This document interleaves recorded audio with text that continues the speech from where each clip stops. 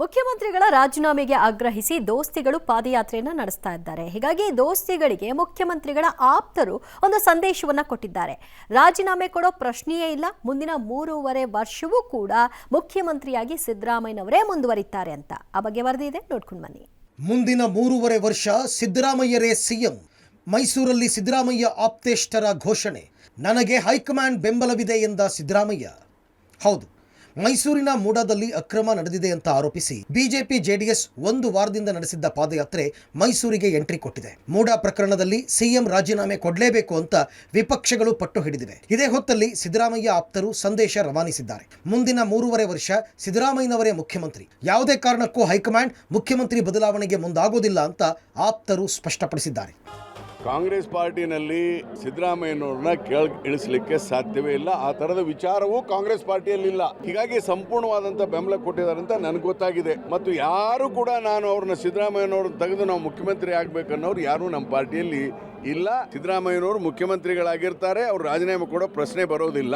ಇರ್ತಾರೆ, ಯಾಕಿರಲ್ಲ, ಏನು ಬಾಂಡ್ ಬರ್ಕೊಟ್ಟಿದ್ದಾರೆ ಇಷ್ಟ ನಾಳೆ ರಾಜೀನಾಮೆ ಕೊಡ್ಬೇಕಂತೇಳಿ. ಇನ್ನು 3 ವರ್ಷ 10 ತಿಂಗಳ ಇರಲೇಬೇಕಾಗುತ್ತೆ. ಮುಂದಿನ ಬದಲಾವಣೆ ಬೇರೆ, ಅದು ಪಕ್ಷಕ್ಕೆ ಶಾಸಕಾಂಗ ಪಕ್ಷಕ್ಕೆ ಬಿಟ್ಟಂತ ವಿಚಾರ. ಈ ಸರಿ ತಗೊಂಡಿದ್ದಾರೆ ಅಂದ್ರೆ 5 ವರ್ಷ ಅಂತಾನೆ ಮುಖ್ಯಮಂತ್ರಿ. ಪ್ರಶ್ನೆ ಇಲ್ಲ, ಅವರೇ ಇರ್ತಾರೆ. ಈ ದೇಶದಲ್ಲಿ ಸುಮಾರು 1,000 ಜನರ ಮೇಲೆ ಕೇಸ್ ನಡೀತಾ ಇದೆ. ಕೇಂದ್ರದಲ್ಲಿ ಮಂತ್ರಿಗಳಾಗಿದ್ದಾರೆ, ರಾಜ್ಯದಲ್ಲಿ ಇದ್ದಾರೆ, ಮತ್ತು ಅವರು ಮಂತ್ರಿಗಳಾಗಿದ್ದಾರೆ. ಇಲ್ಲಿ ನಾವು ಕೇಸ್ ಆದ ತಕ್ಷಣ ಬಿಡುವಂಥ ಪ್ರಶ್ನೆ ಉದ್ಭವಿಸಲ್ಲ. 1000 ಜನದ ಲಿಸ್ಟೇ ಇದೆ, ಎಲ್ಲ ರಾಜ್ಯದಲ್ಲಿ ಇದ್ದಾರೆ. ಅಷ್ಟು ರಾಜ್ಯದಲ್ಲಿ ಕ್ರಿಮಿನಲ್ ಕೇಸು, ಅವ್ರ ಮ್ಯಾಗ ಚಾರ್ಜ್ ಶೀಟ್ ಆಗಿದೆ, ಕೇಸ್ ನಡೀತಾ ಇದೆ. ಅವರು ಮಂತ್ರಿಯಾಗಿ ಮುಂದುವರಿತಿದ್ದಾರೆ. ಇಲ್ಲೇನು ಸ್ಪೆಷಲ್ ಆಗಿ ಮಾಡುವಂಥದ್ದು ಅವಶ್ಯಕತೆ ಇಲ್ಲ. ಇನ್ನು ಪಬ್ಲಿಕ್ ಟಿವಿಗೆ ನೀಡಿರುವ ವಿಶೇಷ ಸಂದರ್ಶನದಲ್ಲಿ ಸಿಎಂ ಸಿದ್ದರಾಮಯ್ಯ ಕೂಡ ಇದೇ ವಿಶ್ವಾಸ ವ್ಯಕ್ತಪಡಿಸಿದ್ದಾರೆ. ಹೈಕಮಾಂಡ್ ತಮ್ಮ ಬೆಂಬಲಕ್ಕಿದೆ ಅಂತ ಸಿಎಂ ಸಿದ್ದರಾಮಯ್ಯ ಹೇಳಿದ್ದಾರೆ. ಇನ್ನು 3.5 ವರ್ಷ ತಮಗೆ ಯಾವುದೇ ಸಮಸ್ಯೆ ಇಲ್ಲ ಅಂತ ಸಿಎಂ ಹೇಳಿದ್ದಾರೆ. ಇನ್ನು 3.25 ವರ್ಷ ನನಗೆ ಅನ್ಕೊಂಡಿದ್ದೀನಿ, ಯಾವ ತೊಂದರೆನೂ ಇಲ್ಲ, ಯಾವ ತೊಂದರೆನೂ ಇಲ್ಲ. 3.25 ವರ್ಷ 3.25 ವರ್ಷ ಯಾವ ತೊಂದರೆನೂ ಇಲ್ಲ. ಅರ್ಥ ಆಗ್ತಿದೆ ತಾನೆ ನಾನು ಯಾವ ಅರ್ಥದಲ್ಲಿ ಅದನ್ನು ಕೇಳ್ತಾ ಇದ್ದೀನಿ ಅಂತ. 3.25 ಗೊತ್ತಾಯ್ತು, ನನಗೆ ಅರ್ಥ ಆಗುತ್ತೆ. ಯಾವ ಸಮಸ್ಯೆನೂ ಇಲ್ಲ, ಯಾವ ಸಮಸ್ಯೆನೂ ಇಲ್ಲ. ಅಯ್ಯೋ ರಾಮಚಂದ್ರ, ಹೌದಾ? That is exactly what others are talking. ಈ looks like a weak man.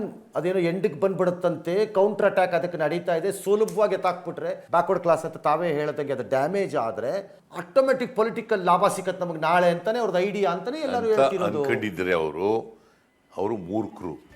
ಇನ್ನು ಮೈಸೂರು ಸಮಾವೇಶದಲ್ಲಿ ಸಿದ್ದರಾಮಯ್ಯ ಸಂಪುಟದ ಸಚಿವರ ಒಗ್ಗಟ್ಟು ಪ್ರದರ್ಶನವಾಗಿದೆ. ಬಿಜೆಪಿ ಜೆಡಿಎಸ್ ಪಾದಯಾತ್ರೆಗೆ ಸಿದ್ದರಾಮಯ್ಯ ಸಂಪುಟದ ಸಚಿವರು ತಿರುಗೇಟು ನೀಡಿದ್ದಾರೆ. ಸರ್ಕಾರ ಅಸ್ಥಿರತೆಗೆ ನಡೆಸ್ತಾ ಇರುವ ಹುನ್ನಾರ ಕೈಗೂಡದು ಅಂತ ಎಚ್ಚರಿಕೆ ನೀಡಿದ್ದಾರೆ. ಇದು ಪೂರ್ಣ ಬಹುಮತದ ಸರ್ಕಾರ ಅಂತಲೂ ಸಂಪುಟದ ಸಚಿವರು ಹೇಳಿದ್ದಾರೆ.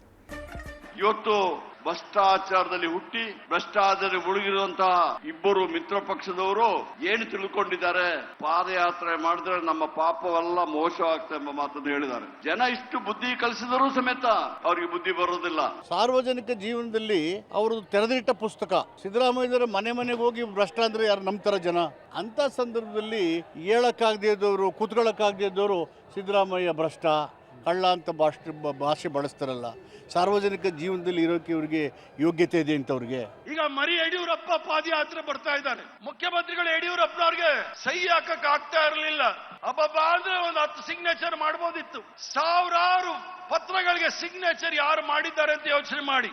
ಯಡಿಯೂರಪ್ಪನವರು ಮುಖ್ಯಮಂತ್ರಿ ಆಗಿದ್ದಾಗ ಅವರ ಪತ್ರಗಳಿಗೆ ಯಾರು ಸಹಿ ಮಾಡಿದ್ದು ಅನ್ನೋದನ್ನ ನೀವು ತನಿಖೆ ಮಾಡಬೇಕಾಗುತ್ತೆ. ಒಟ್ಟಲ್ಲಿ ದೋಸ್ತಿಗಳ ಪಾದಯಾತ್ರೆಗೆ ಕಾಂಗ್ರೆಸ್ ಕೌಂಟರ್ ನೀಡಿದೆ. ಮೈಸೂರಿನಲ್ಲಿ ಶಕ್ತಿ ಪ್ರದರ್ಶನ ನೀಡುವ ಮೂಲಕ ಸಿದ್ದರಾಮಯ್ಯ ಕೈ ಮತ್ತಷ್ಟು ಬಲಪಡಿಸಿದೆ. Bureau report, public TV.